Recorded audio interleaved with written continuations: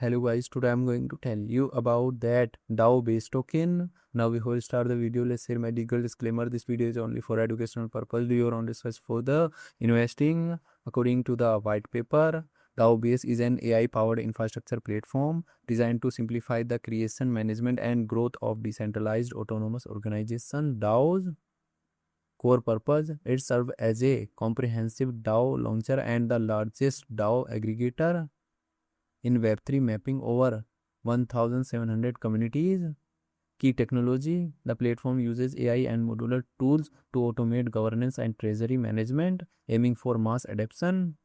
Ecosystem role, its native BE token facilitates platform utilities like staking, and it integrated into broader Web3 education initiatives.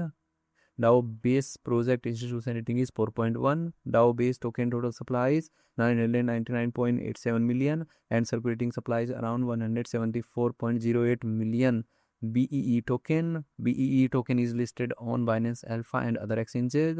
If I share my opinion with you, then this project up to 70% chance is that it is a legit or good project. So guys, don't take my opinion as a financial advice. Do your own research for the investing. Thanks for watching.